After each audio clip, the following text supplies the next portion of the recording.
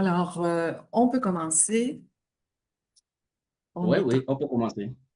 Alors, je vais vous présenter mon invité pour une deuxième fois autour du traducteur. Euh, alors, euh, excusez-moi, faut que je me reprenne. Thomas Tabi Matok. Je suis pas Pour sûre, m'avoir. comment vous m'avez. C'est Lewando? C'est Lewando? Est-ce que c'est un nom, Ewando? Oui, c'est un nom et Ondo. Ewando, OK. Parce qu'on va en parler un petit peu aussi. Je profite de l'occasion pour ajouter cette information-là. Alors aujourd'hui, ce que je trouve vraiment fantastique, je suis tellement contente de faire un deuxième épisode avec Thomas, parce que moi-même, dans ma propre recherche, j'ai travaillé beaucoup avec la sémantique. J'ai analysé des protocoles d'interprètes simultanés. Je faisais de l'interprétation simultanée avec la sémantique. Et pour les raisons qu'on va voir tout à l'heure, la sémantique est devenue la parente pauvre de la traduction, c'est-à-dire, puis là, c'est en train de nous rattraper avec l'intelligence artificielle, parce que on s'est beaucoup intéressé aux applications d'aide à la traduction.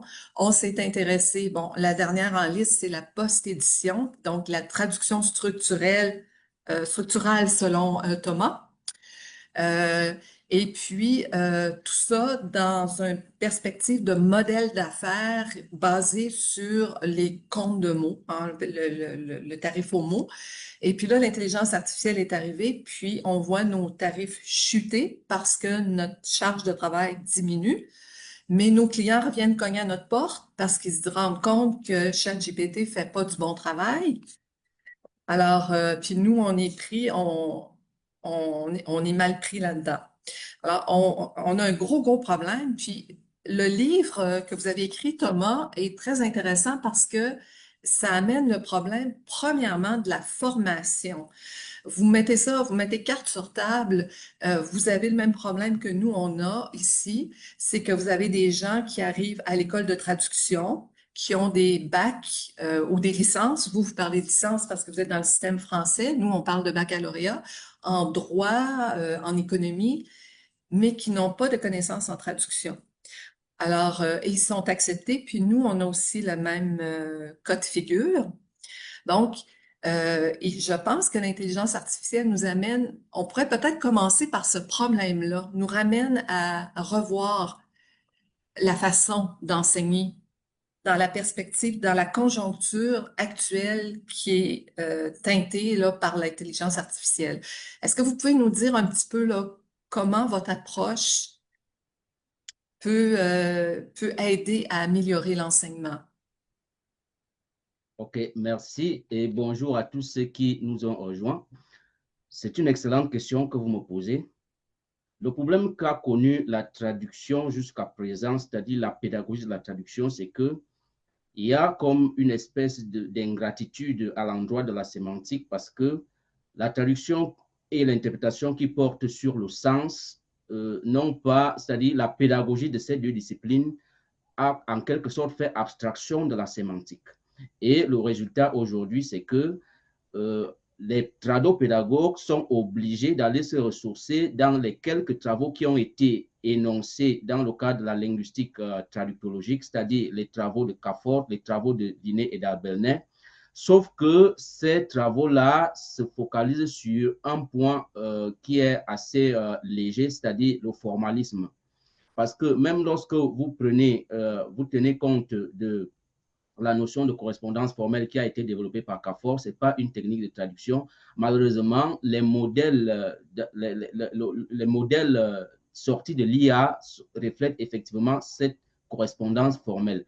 Alors, j'ai pensé qu'il était important de proposer un ouvrage pour repenser l'architecture traductologique, que ce soit au niveau des contenus d'enseignement et même au niveau de la manière d'aborder ce processus, parce qu'il faudrait que, étant donné que dans nos écoles de traduction, on retrouve des profils différents qui ne sont pas forcément des profils linguistiques, c'est-à-dire des licences linguistiques, il est important de capaciter le traducteur en intégrant les contenus de sémantique dans la pédagogie de la traduction. Ce n'est que cela qui peut permettre en fait, de revoir les sorties machines, c'est-à-dire de revoir, d'améliorer les traductions que nous pouvons proposer au quotidien, que ce soit par l'intelligence artificielle ou bien des traductions humaines. Moi, je peux vous dire une chose, à quel point la sémantique, ma thèse portait sur ma méthodologie était basée sur la sémantique et j'ai utilisé une approche neuropsychologique. Autrement dit, je suis allée chercher des notions en neurologie et des notions en psychologie cognitive. Alors, c'est pour vous dire que j'ai trouvé à peu près rien à l'époque pour construire ma, ma méthodologie sémantique.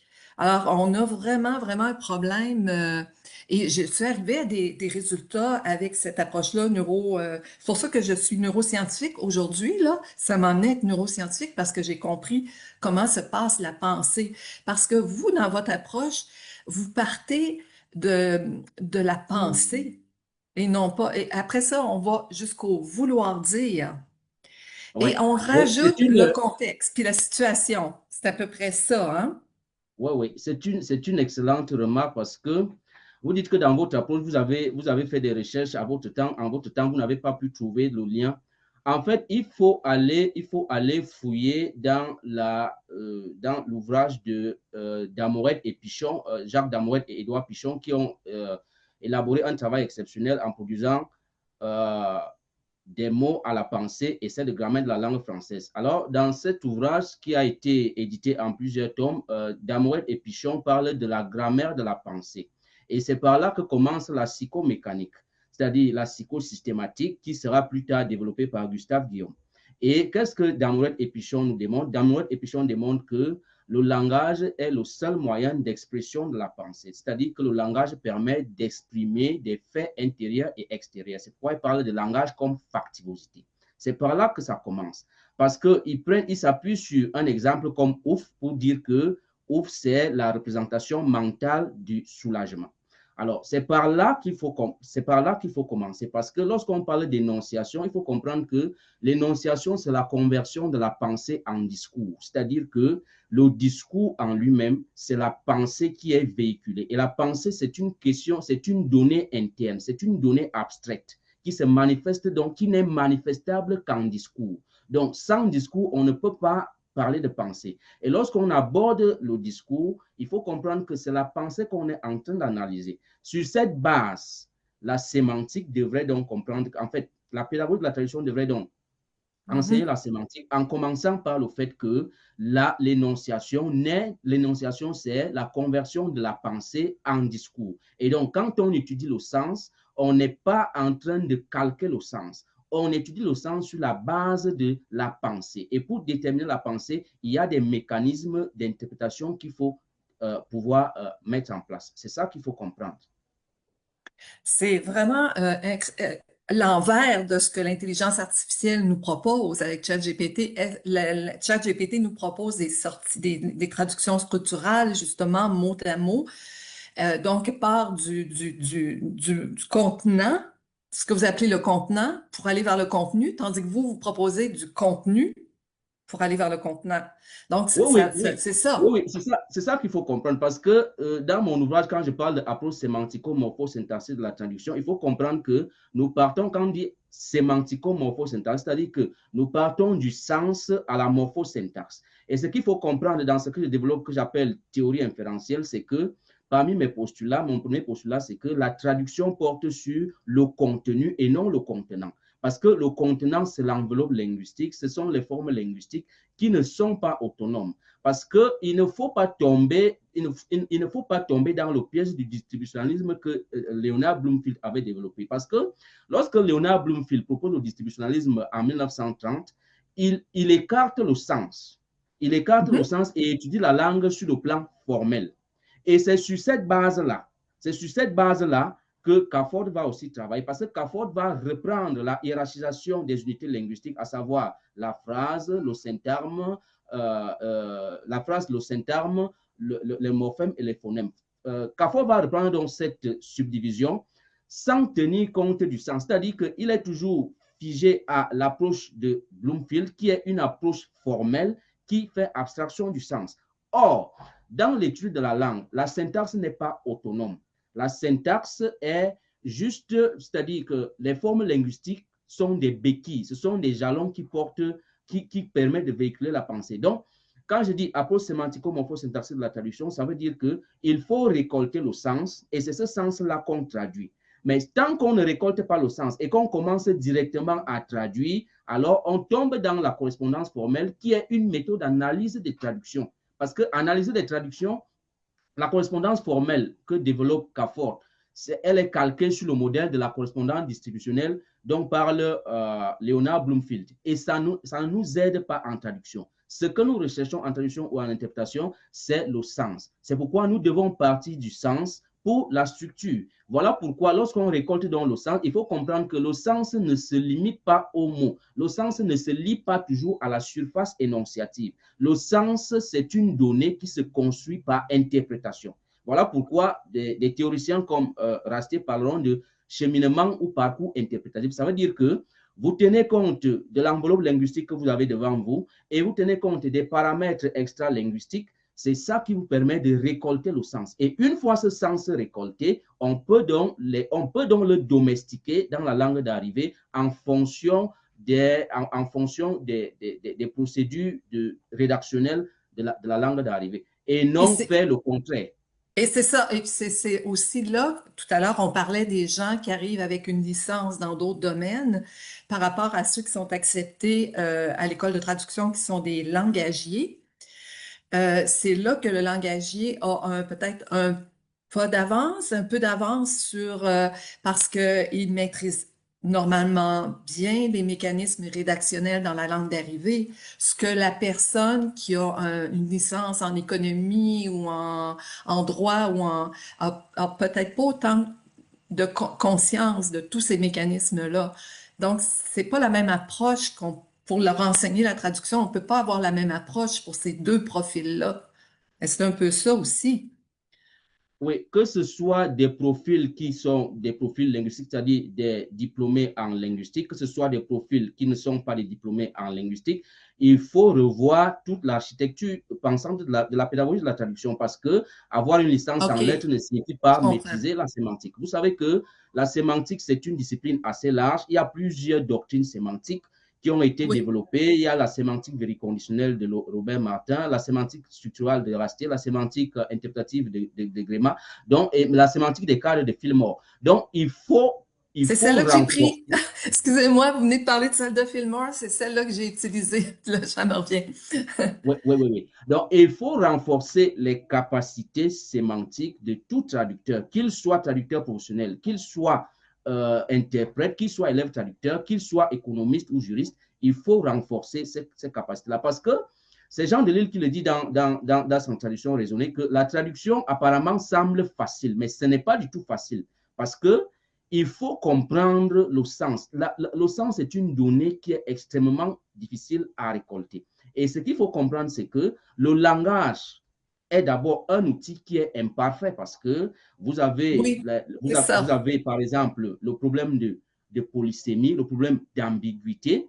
Et ça fait que lorsque vous ajoutez, c'est-à-dire ça c'est d'abord une spécificité du langage, lorsque vous ajoutez à cette spécificité le fait que l'énonciation, c'est la conversion de la pensée en discours, vous comprenez que la pensée qui est une donnée intérieure n'est pas facilement décelable. Vous voyez des gens qui s'expriment et qui vous disent les mots me manquent, c'est-à-dire je n'arrive pas à exprimer ce que je pense. Alors, il faut comprendre que si vous voulez étudier la sémantique du point de vue, c'est-à-dire la sémantique lexicale, c'est-à-dire qu'on se focalise sur le sens des unités de manière isolée, il n'y a pas de problème. Mais si vous voulez étudier la sémantique discursive, c'est-à-dire du point de vue du Du cadre discours, énonciatif, oui. alors c'est là où ça devient difficile parce que le sens ne se limite pas aux mots, le sens va au-delà des mots parce qu'il est occasionné par des phénomènes extra-linguistiques que nous abordons dans l'ouvrage. Et il y a plus que ça aussi. Vous parlez je pense que c'est Madame Marianne Lederer qui parlait de ça, ou Denka Seleskovic, du vouloir dire. Parce qu'on peut avoir une certaine compréhension de ce que veut dire le locuteur, mais il faut aller vérifier si c'était vraiment ça que le locuteur voulait dire. Ça peut aller jusque-là. Oui, oui, là vous abordez un point essentiel, c'est-à-dire que est-ce que ce qu'on dit, est-ce que ce qu'on dit est toujours ce qu'on veut dire? C'est un point Ça, essentiel. c'est Oui, ça. même Jules Marozzo le précise dans sa stylistique française, il dit qu'il y a toujours un désaccord entre ce qu'on veut dire et ce qui est dit.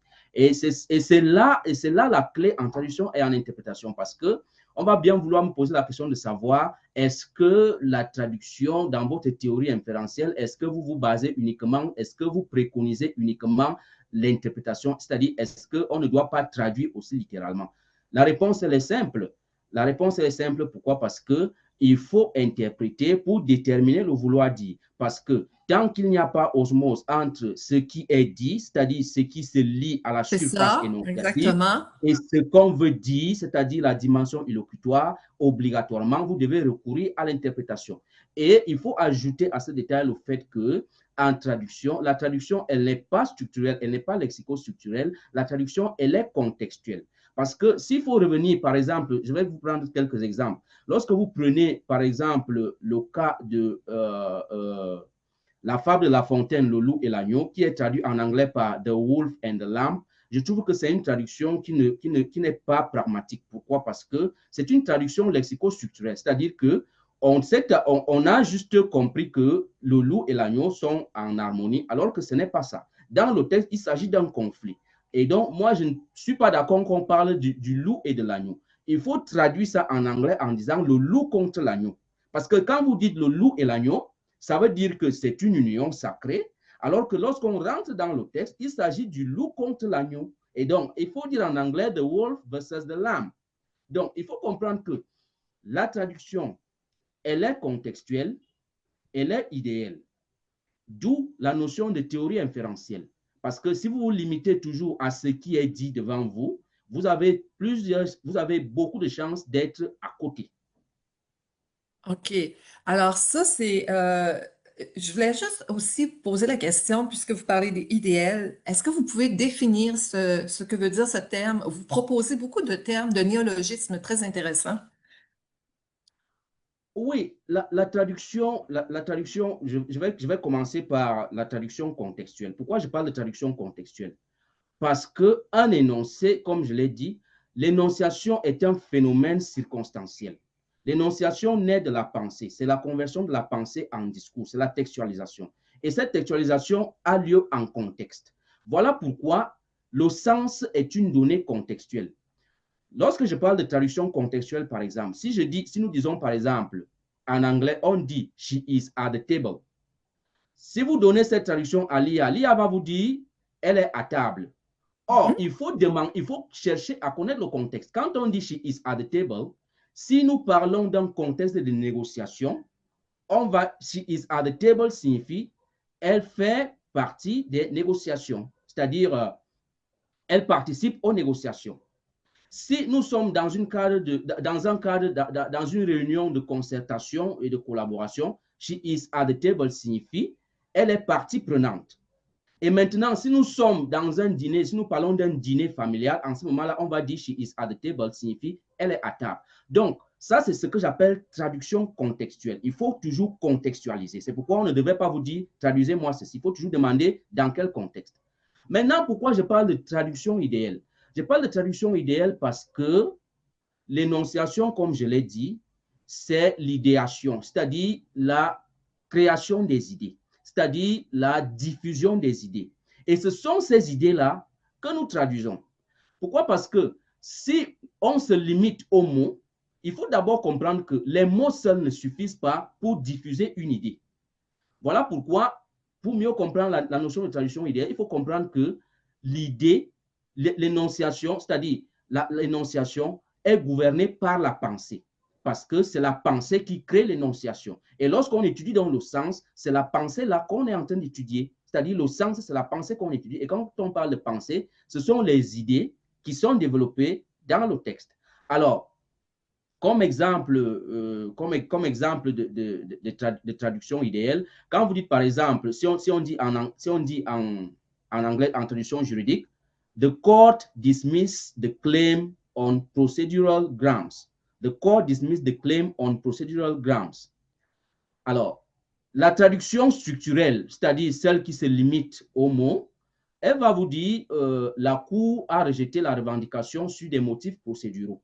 Or, la question qu'il faut d'abord se poser, c'est que quelle est l'idée qui est développée dans the court dismissed the claim on procedural grounds?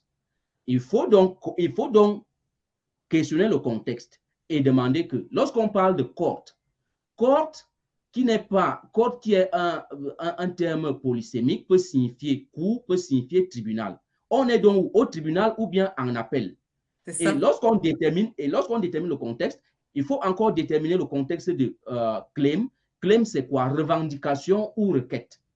Alors, l'idée qui est derrière the court dismissed the claim on procedural grounds, c'est que la Cour a déclaré la requête irrecevable pour vice de procédure. Donc, c'est l'idée qu'on traduit. Pourquoi? Parce que l'idée est différente.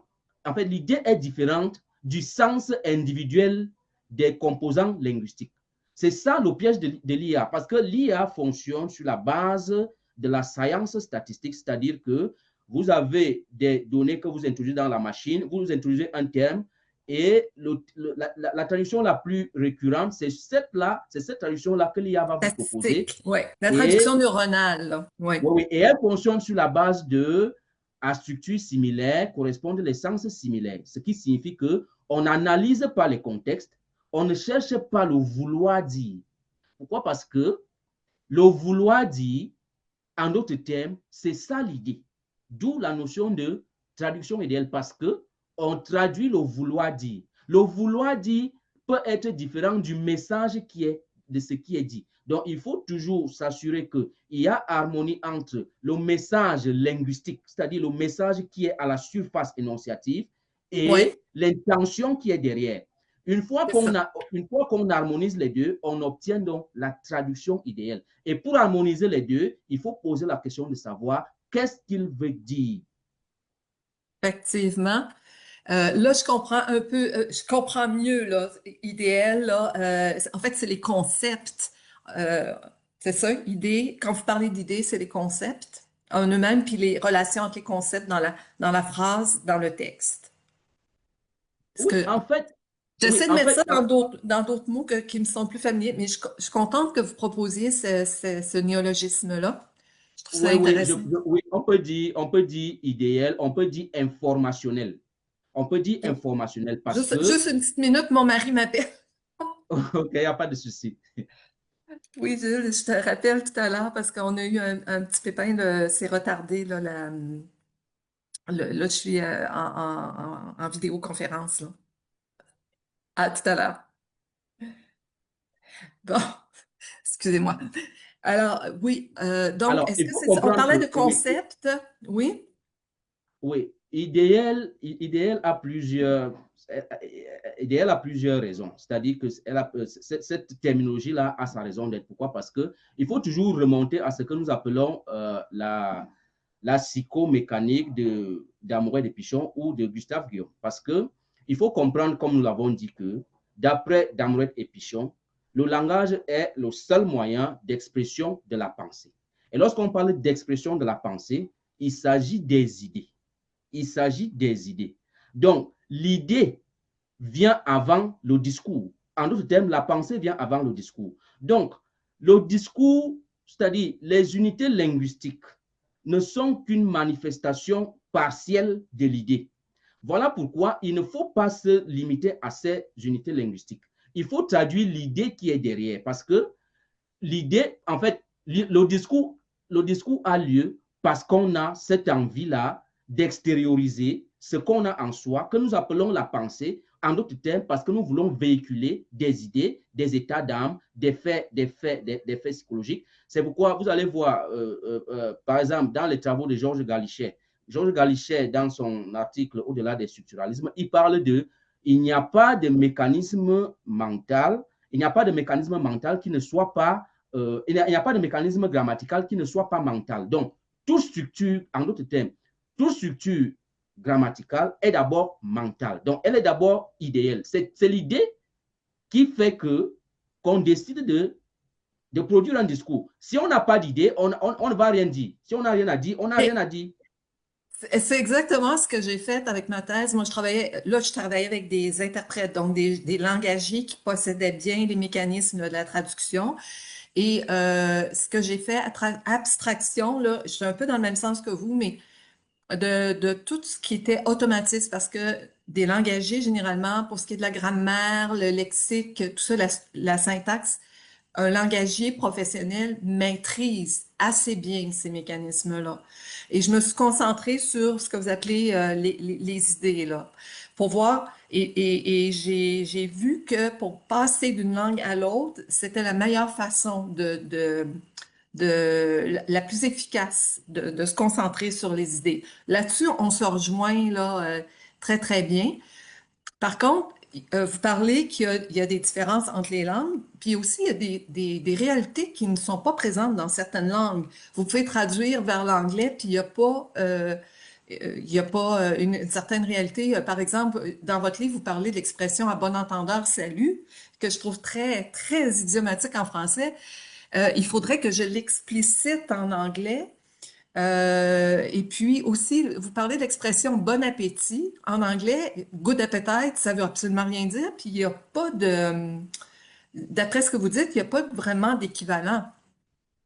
Oui, je ne fais que reprendre ce que Suzanne Basnet a démontré. C'est elle qui parle de l'exemple de bon appétit, où elle démontre qu'il n'y a pas d'exactitude en traduction. Et c'est pourquoi Umberto Eco va écrire un ouvrage intitulé Dit presque la même chose.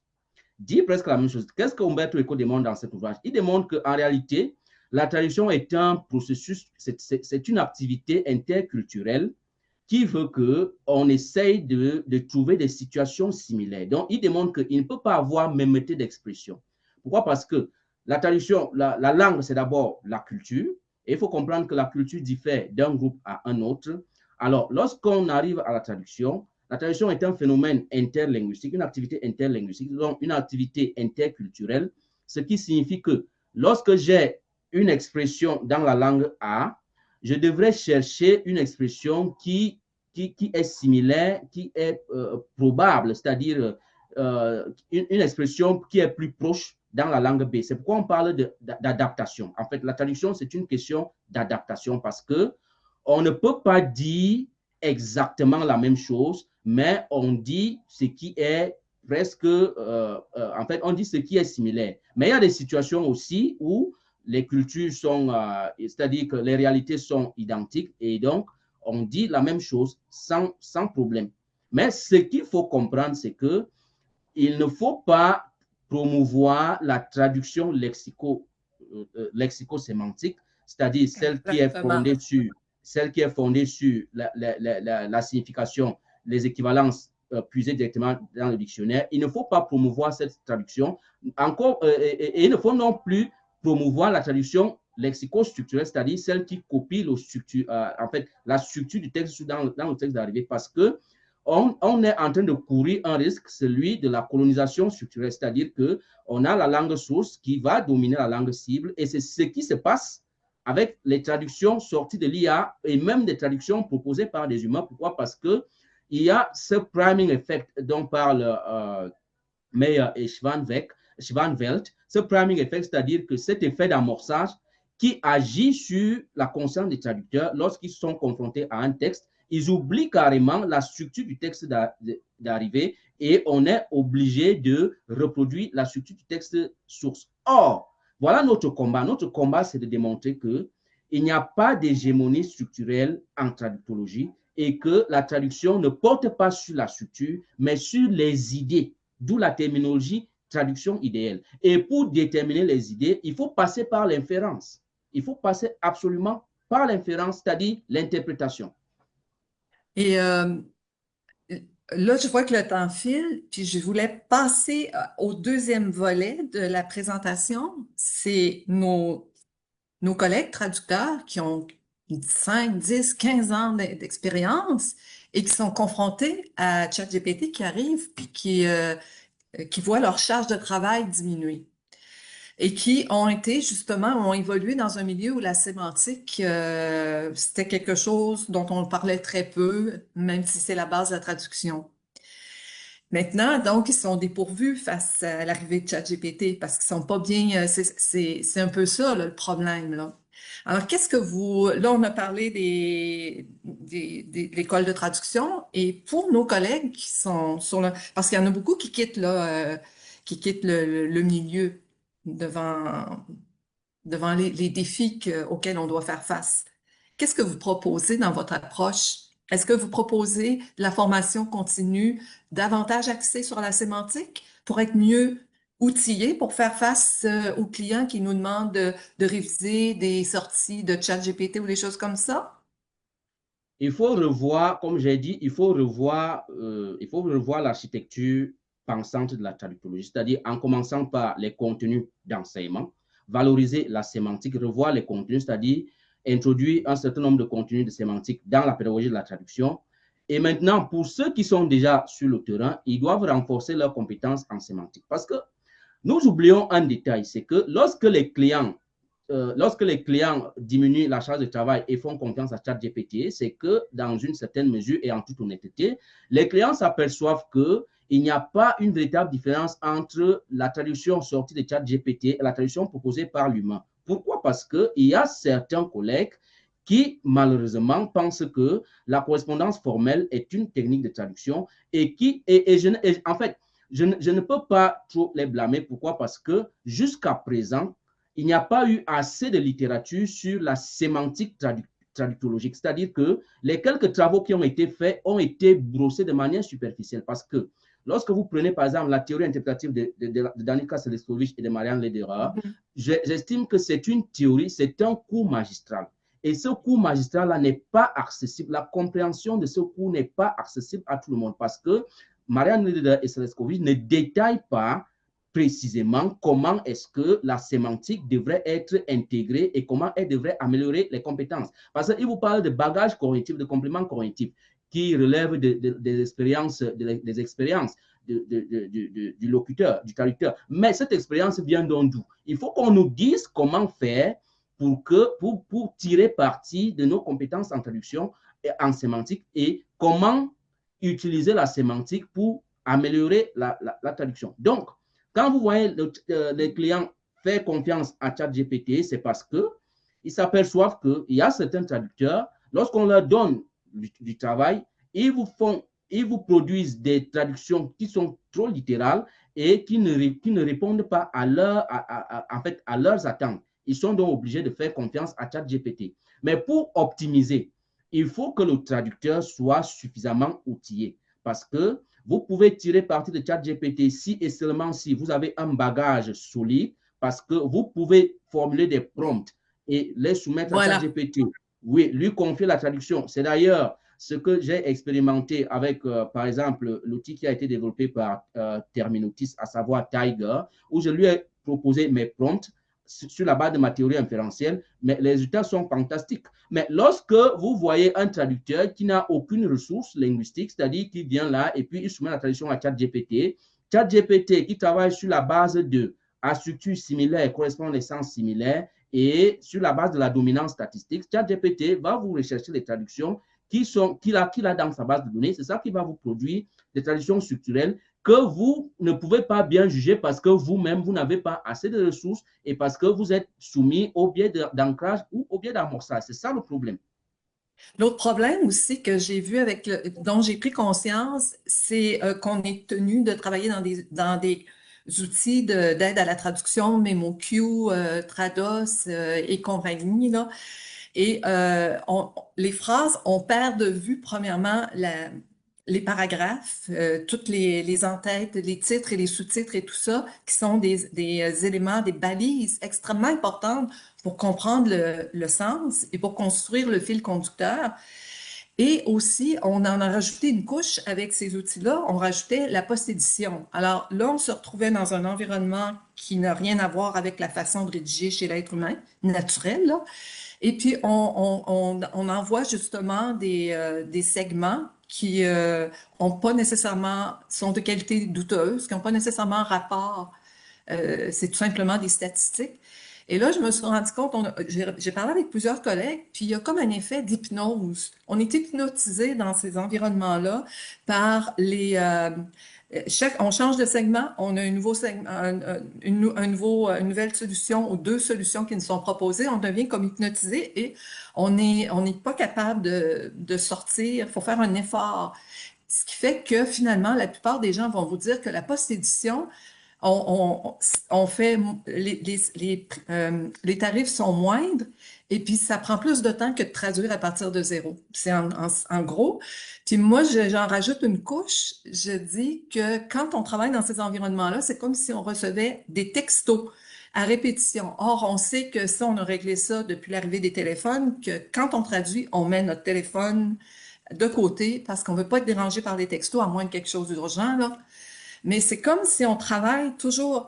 Alors, toute la démarche que vous proposez, que je trouve extrêmement importante, c'est de la conscientiser, parce que notre combat va passer par la conscience de ce que vous proposez comme solution. On ne pourra pas résister pour combattre cet effet hypnotique de la post-édition qui arrive là, à répétition, il faut conscientiser avec votre modèle. Oui, il faut conscientiser et il faut d'abord faire comprendre aux clients que c'est pas pour rien que je crois que c'est en français qu'on dit ça, que qui va lentement va sûrement. Le fait d'être toujours dans la précipitation ne résout pas les problèmes. Les plus grandes réalisations ne se sont pas faites dans la précipitation. Alors, il faut d'abord combattre ce problème de rapidité, c'est-à-dire cette précipitation qui anime le milieu, l'industrie de traduction. Parce que lorsque on va toujours travailler dans la précipitation, on veut les choses en moins d'une heure, on veut dire la traduction, alors vous allez faire confiance à la machine et elle va vous produire la post-édition. Sauf que la post-édition est la pire des solutions que le traducteur, auquel le traducteur peut faire face. Pourquoi? Parce que la post-édition vous donne plus de travail dans la mesure où les sorties de Machine Translation Post-Editing sont des sorties très littérales et elles sont parfois biaisées parce qu'elles ne regardent pas, c'est-à-dire qu'elles ne considèrent pas le contexte. Elles ne connaissent pas la notion de cohérence thématique, la notion de cohérence structurelle. Elles vous sortent des traductions, c'est-à-dire c'est un décompte des mots, parce que la post-édition fonctionne sur la base du décompte des mots. En fait, je dirais que la machine est une calculatrice de mots et ça n'aide pas. Il faut conscientiser les clients en leur faisant comprendre que l'humain est au centre, parce que lorsque vous investissez pour la traduction, il faut avoir le résultat. Et pour avoir le résultat, il faut avoir un message captivant.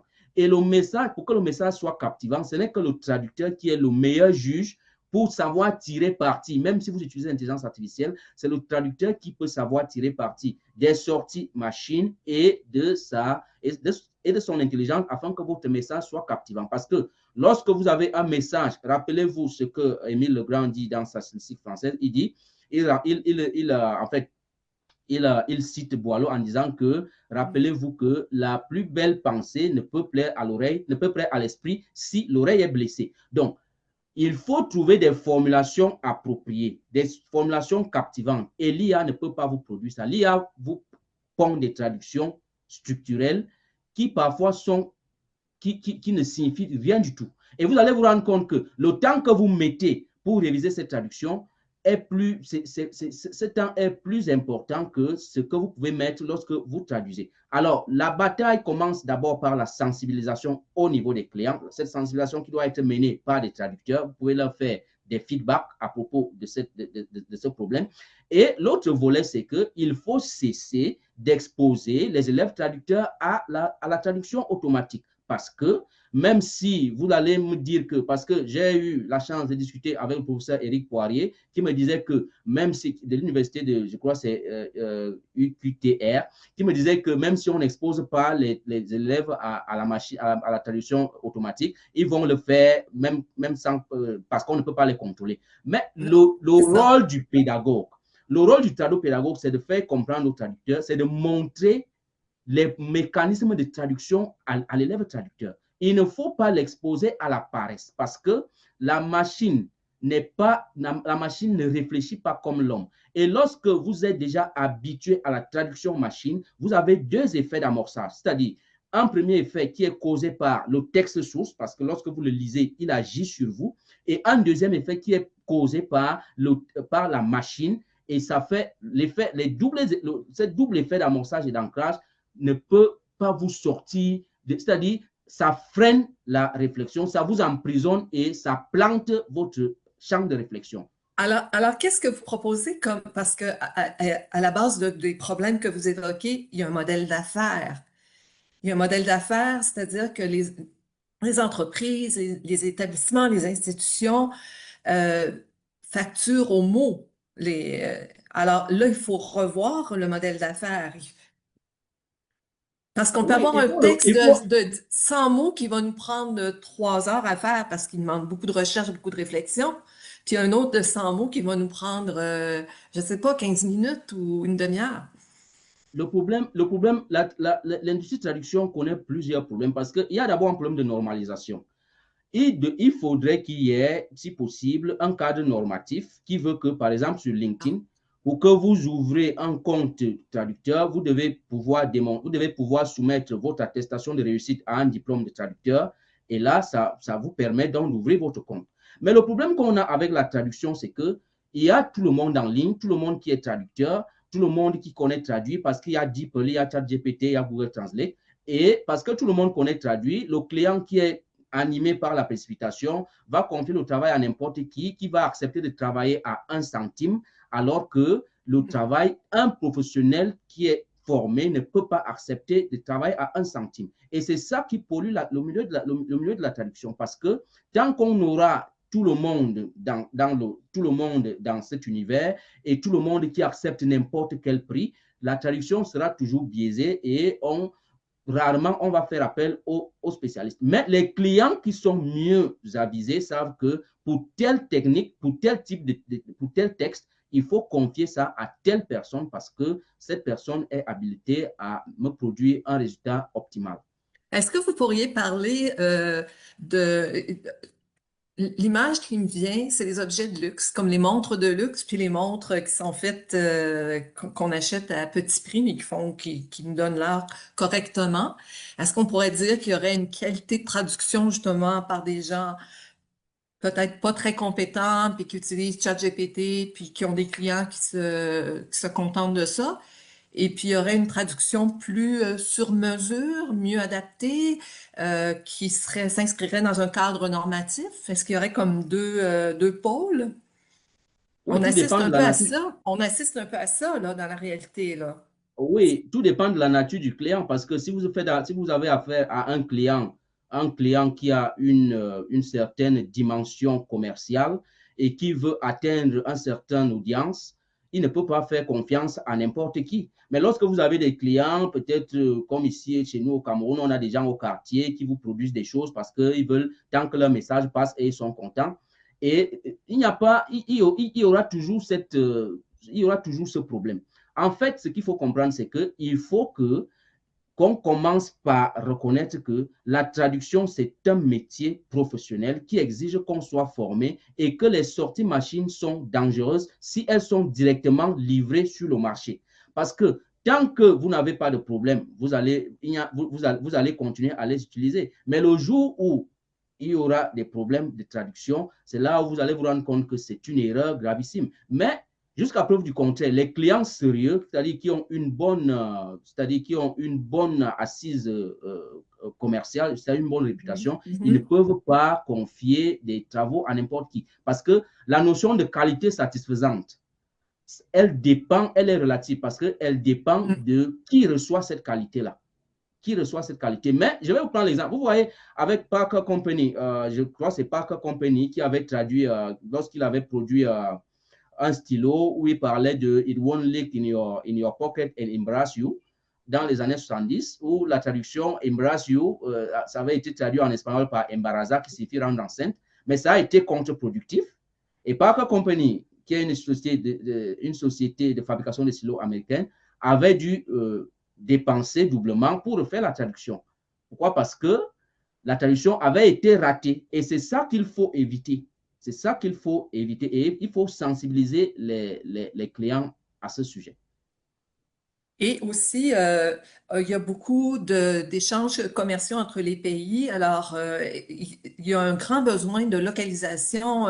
Une entreprise de l'Union européenne qui s'en vient vendre ses produits ici doit s'adapter à la culture québécoise si c'est dans le milieu francophone ou la francophonie hors Québec aussi, là. Au Cameroun, vous avez aussi d'autres variantes du français. Si on vend des produits chez vous, il y a des variantes qui sont pas utilisées ici. Donc, c'est ça le côté relatif dont vous parlez, là. C'est la culture, dans le fond, là, qui... Oui, c'est la culture, mais comme je disais, le problème à la base, c'est que le milieu est pollué. Le milieu est pollué Hmm. par des individus qui ravalent le métier, c'est-à-dire ils acceptent 1 centime. Il y a des gens qui travaillent pour 1 centime, alors que cela ne devrait pas se faire. Il faut commencer par discipliner le client en lui faisant comprendre que ce tarif est très bas et il ne me convient pas. Parce que ce qu'on oublie, ce que les clients oublient, c'est que généralement au Cameroun, on dit que le moins cher est plus cher. Pourquoi? Parce que Oui, lorsque vous refusez de dépenser, vous voulez le vite fait qui est moins cher. Et lorsque les résultats ne sont pas, lorsque les résultats ne sont pas concluants, vous êtes obligé de reprendre.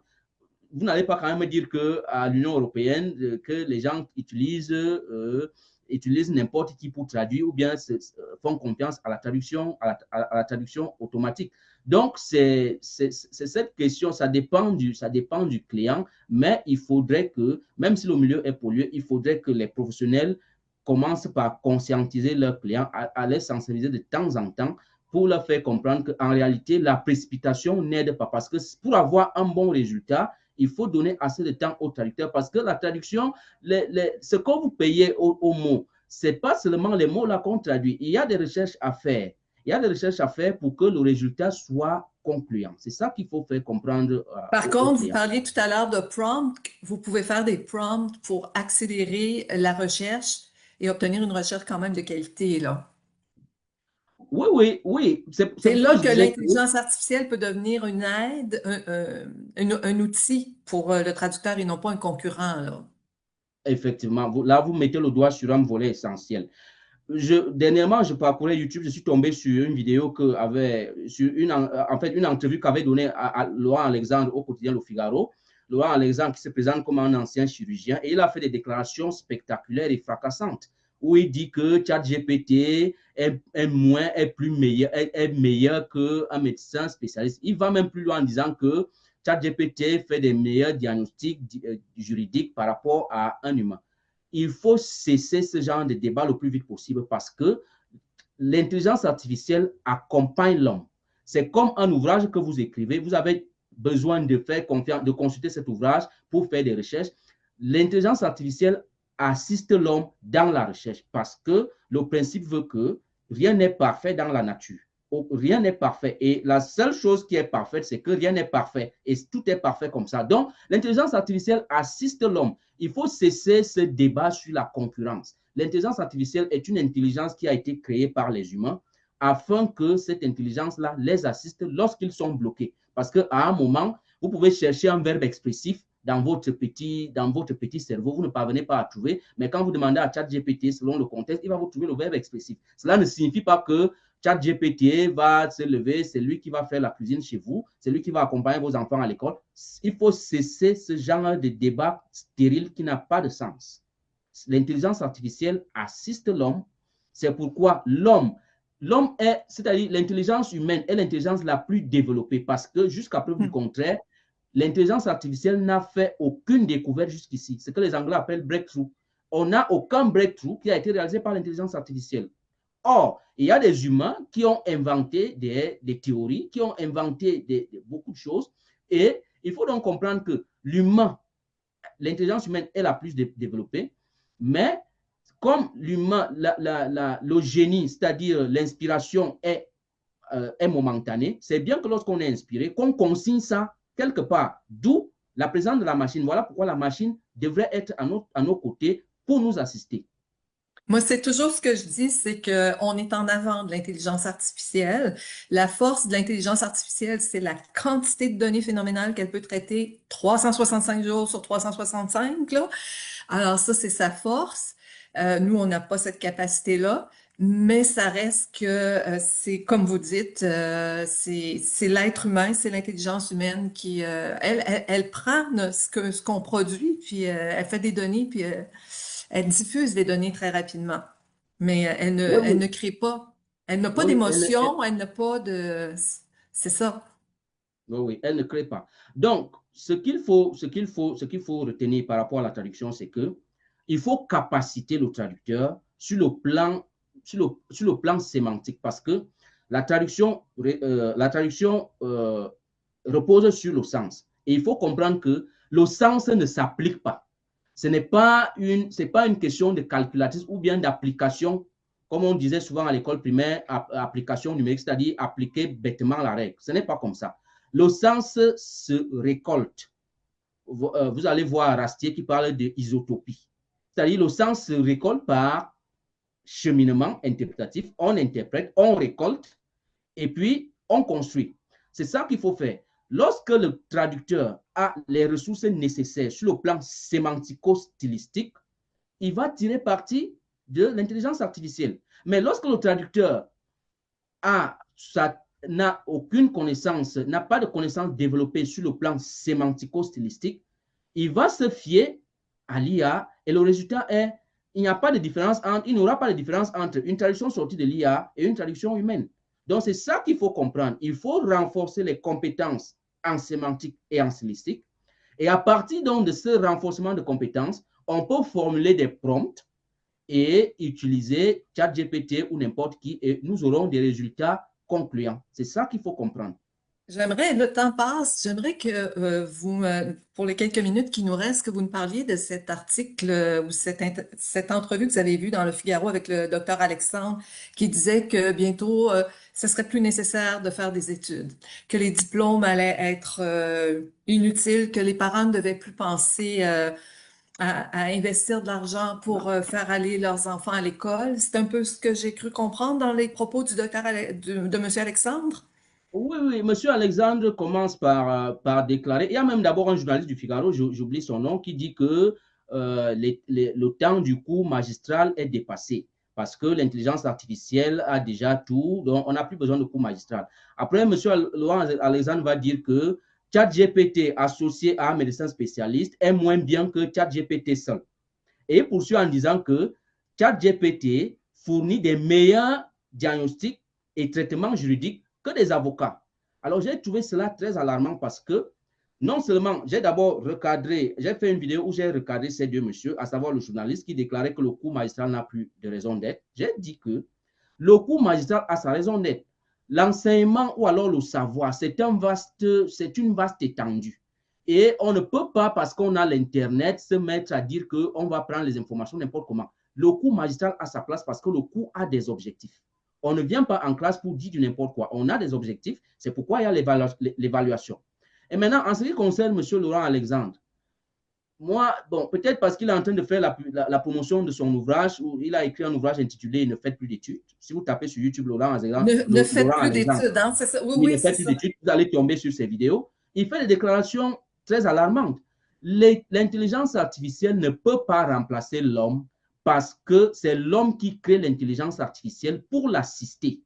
Donc, c'est une intelligence, j'aime à dire, humano-artificielle, c'est-à-dire hybride en bon français, c'est-à-dire qu'on combine l'intelligence humaine et celle de la machine. Donc, c'est comme vous avez un dictionnaire ou bien un livre que vous avez écrit, vous ne maîtrisez pas ce livre, de temps en temps, vous consultez ce livre, vous donnez Oui, cours ou bien pour intervenir. Donc, il faut cesser ce débat sur la concurrence. Ce n'est pas une concurrence. Parce que la preuve est que si vous donnez à l'intelligence artificielle à un entraîneur de basket qui ne connaît rien en traduction, il ne va rien faire de ChatGPT. Quand vous lui donnez un texte, il va prendre les sorties de ChatGPT qui ne sont pas acceptables. Parce que le problème, c'est que même les gens qui ont développé les outils les plus modernes d'intelligence artificielle, vous allez vous rendre compte que lorsque vous soumettez même, si vous soumettez même tout le texte à l'intelligence artificielle, il y aura des manquements. Vous allez vous rendre compte que il y a certains segments qui manquent, il y a certaines phrases qui manquent. Et il n'y a pas de cohérence thématique. En fait, il n'y a pas de cohérence De cohérence et discursive. de cohésion Oui, aussi, hein? il n'y a pas de Mhm. cohérence. Donc, il faut comprendre que l'intelligence artificielle assiste l'homme parce que, Et moi, j'en rajouterai une couche en terminant parce que j'ai fait comme vous. J'ai utilisé j'ai repris les textes sur lesquels j'ai travaillé pendant ma thèse de doctorat. Maintenant, j'ai créé une prompt pour faire une analyse propositionnelle, donc des propositions sémantiques, autrement dit, avant de traduire. Et j'ai rajouté votre approche, c'est-à-dire les différents types de contextes et les différents types de situations pour voir si la qualité. Autrement dit, j'ai fait ça par ChatGPT, une traduction comme ça. Ensuite, en rajoutant l'analyse propositionnelle, donc les propositions sémantiques. Puis après ça, j'ai rajouté votre approche. Là, j'ai juste pris les deux paramètres situation, les différents types de situations et différents types de contextes. oui, Et je vais vous dire, savez-vous où je l'ai trouvé le meilleur? C'est justement en français, on a beaucoup de charnières, là, tu sais, or, en effet, cependant, ce qu'il n'y a pas en anglais, là, parce que et j'ai trouvé qu'il a été capable d'aller chercher le sens entre les phrases que ChatGPT tout seul n'était pas capable de trouver. Alors, j'ai commencé à créer ces prompts-là. Vous en créez. Alors, je pense qu'on est en train de faire de l'IA notre outil et non pas notre oui, concurrent. oui, on est en train de faire de l'IA notre outil, mais il faut comprendre qu'il faut d'abord que nous soyons Qu'on ait suffisamment assez de équipés, ressources, justement, oui, oui, assez parce de que, ressources, oui, exactement. oui, oui, et Alors, comprendre toujours, oui, oui, et comprendre toujours que lorsqu'on a un texte, que la traduction, elle est contextuelle, parce que il faut, même lorsqu'on va soumettre un prompt à ChatGPT, il faut d'abord déterminer le contexte, parce que si vous laissez ChatGPT travailler sans bonne formulation, vous n'aurez pas de résultat optimal. Et même il quand vous avez ce résultat optimal, il faut toujours, c'est vous qui devez dire le dernier mot. C'est Oui, puis vous pas qui juste devez dire ça, le vous dernier m'avez dit à un moment donné dans notre rencontre préparatoire, il faut calculer le temps qu'on met parce qu'il faut l'alimenter, comme vous dites, il faut le préparer, le prompt pour qui donne les meilleurs résultats. Est-ce que ça vaut la peine de mettre tant de temps à préparer un prompt alors qu'un être humain pourrait faire le travail en beaucoup moins de temps? Tu sais, c'est ça. Voilà donc pourquoi je dis que il faut d'abord combattre le problème de précipitation qui anime l'industrie de traduction, c'est-à-dire que ces travaux qu'on vous donne et qu'on vous demande de livrer en quelques minutes, il faut d'abord combattre ça. Et il faut comprendre que le traducteur devrait bien se ressourcer, comprendre ce qu'est l'énonciation, parce que tant qu'on ne va pas comprendre que la traduction, c'est-à-dire le texte qu'on a devant nous, n'est que le résultat d'un processus en amont qui est gouverné par la pensée, on ne va pas réussir. On va passer le temps à interroger ChatGPT. ChatGPT ne viendra pas déterminer la pensée qui circule dans le texte. C'est moi qui dois savoir que quand on dit en anglais court, je suis où? Il s'agit de quoi? Est-ce que c'est nous sommes encore au tribunal ou bien nous sommes en Non. appel? Là, je n'ai pas besoin de demander à ChatGPT que est-ce que court ici signifie, comme nous sommes en appel, est-ce que accusé sera toujours accusé? En appel, accusé sera intimé. Donc, le temps que je vais prendre pour demander à ChatGPT ces informations, ce temps-là, je peux le consacrer à travailler moi-même parce que j'ai assez de ressources. Parce que c'est pourquoi mon principe, c'est que il faut que les gens comprennent, il faut que les collègues comprennent que lorsqu'on traduit, l'idée commande la forme. L'idée est au centre de la traduction. C'est ça que nous récoltons.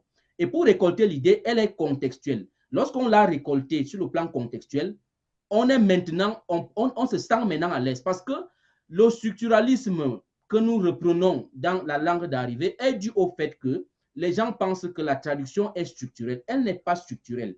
Elle est parce que l'énonciation, comme je l'ai dit, c'est la pensée qui gouverne l'énonciation. Donc, lorsqu'on traduit un texte, on traduit la pensée qui circule dans le texte et non les mots. Parce que les mots ne fonctionnent pas de manière isolée. Et c'est ça le piège, parce que l'intelligence artificielle travaille sur la base des probabilités. C'est-à-dire qu'on choisit chaque mot selon sa signification et on reproduit la structure. Or, lorsqu'on comprend que l'énonciation, c'est un tout, et le tout là, c'est la pensée. Et cette pensée-là, se détermine par interprétation, ce que Rasty appelle parcours interprétatif. Parce qu'il faut commencer au niveau du syntagme, évoluer au niveau, et il faut commencer au niveau du mot, on arrive au niveau du syntagme et on arrive au niveau du texte et de la phrase. Qu'est-ce que ceci veut dire? Tant qu'on ne pose pas la question, qu'est-ce que ceci veut dire, on va toujours se retrouver en train de traduire ce qui est dit. Et le malheur, c'est que lorsque ce qui est donc dit n'est pas ce qu'on veut dire, on va rater et on va retrouver la traduction structurelle. Il va falloir que je vous invite pour un volet 3 parce qu'on n'a pas parlé des émotions. Vous parlez des phrases déclaratives, des affirmations qui cachent une autre intention, entre autres des malentendus entre les gens et tout ça. Et ça aussi, ça fait partie de la pensée. Et on n'a pas eu le temps de parler non plus des différents types, des différents types de textes, argumentatifs, informatifs, déclaratifs, etc., etc. Et puis, vous me dites que vous avez encore plein d'idées. Je pense qu'on peut attendre un autre ouvrage de votre part à un moment donné ou des articles. Oui, et il y aura un autre ouvrage. Il y aura un autre ouvrage. Ah, Je suis en train de travailler là-dessus. Vous parlez par exemple des émotions. Je vais vous montrer un peu une limite de l'intelligence artificielle. Vous savez, Paul Gris, dans ses travaux de stylistique, a énoncé un certain nombre de maximes, ce qu'il appelle maximes conversationnelles. Parmi ces maximes, il y a la maxime de quantité qui est l'informativité des énoncés, c'est-à-dire que lorsqu'on parle, il faut donner assez d'informations à l'interlocuteur, ce que Oswald Duclos appelle la loi de l'exhaustivité. Mais on va s'apercevoir que cette maxime-là n'est pas respectée. Parce que si, par exemple, on vous pose la question de savoir, as-tu informé Pierre? Et puis, vous répondez par, est-ce que tu m'as demandé de le faire? Comment vous allez traduire cela? C'est-à-dire, on vous pose une question, vous répondez par une question, mais si le traducteur ne comprend pas que la traduction n'est pas structurelle, il va reprendre la question. Donc, si on vous pose la question, as-tu informé Pierre? Et que la réponse est, est-ce que tu m'as demandé de le faire? Il faut interpréter, parce que là, on ne respecte pas la loi de l'informativité d'énoncer que énonce Paul Gris. Et ce qu'il faut dire, c'est quand exactement. on dit est-ce que tu m'as demandé de le faire, ça veut tout simplement dire non. Non, je ne l'ai pas Ça, fait. c'est C'est ça ça. qu'il faut, faut traduire. Vous voyez donc que quand vous ignorez ce genre de règles et que vous partez, vous soumettez tout le texte à ChatGPT, il va vous ressortir les modalités. Et c'est pourquoi je parle de modalités, par exemple, dans mon ouvrage. Parce qu'il y a parfois la modalité interrogative qui implique plutôt une déclaration. Il y a la modalité interrogative qui implique plutôt une affirmation. Donc, il faut être capable de comprendre que, comme je l'ai dit, Exactement. oui, oui, Exactement. Alors, c'est on va terminer là-dessus, Thomas, puis ça va être bientôt, je vais mettre, merci encore à vous et merci aux gens qui sont présents avec nous. Alors, l'enregistrement va être sur Spotify et sur YouTube dans quelques jours. Je vais envoyer des notifications à tout le monde. Merci beaucoup. C'est moi qui vous remercie et n'hésitez pas à me contacter si vous avez besoin d'une autre rencontre. Certainement. Ben, votre prochain livre, c'est sûr, je vous réserve tout de suite. OK, merci, merci. Uh-huh. À Bon, merci bientôt. à Au tous ceux qui ont revoir. accepté de participer à l'émission. Merci beaucoup. Au revoir. Bonne soirée. Au revoir.